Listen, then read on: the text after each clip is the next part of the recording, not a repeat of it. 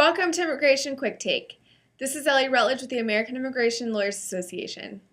Last night, President Obama announced that he is using his legal authority to protect millions of people from deportation and fix some other parts of our broken immigration system. Here to discuss what this announcement means is AILA President Leslie Holman. Leslie, thanks for joining me. There's been some confusion over this immigration action. What does it mean? Good morning, Ellie. A long night, but a great morning. I am so delighted that we have something positive to report. The President's actions are going to help millions of people. I am proud and encouraged that he had the guts to stand up and do what's right. The plan is not perfect, but it's a huge step forward. It includes, among other things, deferred action for the parents of citizen and lawful permanent resident children, expanding the DACA program to help the many, many more children who deserve it, replacing the controversial Secure Communities program with a priority enforcement program, ensuring that job-creating entrepreneurs have legal means to enter and operate in the U.S., increasing access for university-affiliated businesses to key talent.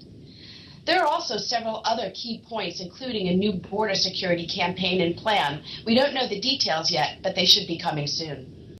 Thanks, Leslie. Is there anything that concerns you about this plan? Well, Ellie, obviously, my first concern is the details of what's going to happen, and the devil's always in those details, but I'm hopeful and encouraged that things will roll out as they should. The second is a little bit different. Always, whenever there's cutting-edge immigration news, we worry that people will be taken advantage of by scammers, also called notarios. We know immigration law is extremely complicated, and just one mistake can be deadly.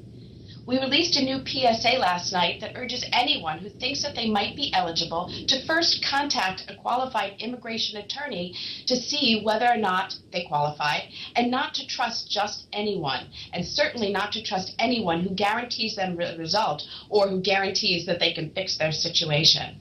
I urge everyone to please share this PSA as far and wide as they can, and if they're looking for an immigration attorney, to go to www.ailalawyer.com, and they'll be able to use the search function to find someone near them. We don't know all the details yet, but what part of the President's announcement regarding business immigration excites you the most? Oh boy, the fact that we're even talking about modernizing business immigration excites me. But probably my four key points at the moment, and again, we really don't know what's going to happen or how it's going to roll out, but the potential modernization of the PERM program. That's the program that gives people, hopefully helps people get their green cards. Employment authorization for the spouses of H-4s, which has been so long in coming. Perhaps adjustment of status pre-registration so that our clients who are caught in this whirlwind can at least have a way of staying here and working in an authorized fashion. And finally, the release of the L-1B memo. Do you think opponents of this type of action will try to shut it down? Of course they will. But should they? No. And can they? No. Or at least they shouldn't be able to. The President has the authority to do this, and he should do this. And in fact, it's been done, I think, since every president since 1956. And there's also another positive here, because you have to remember that the USCIS is a self-funded organization. Therefore, even during the last government shutdown, it continued to operate. Thanks, Leslie, for joining me. For the rest of you, please stay tuned for more updates from the American Immigration Lawyers Association.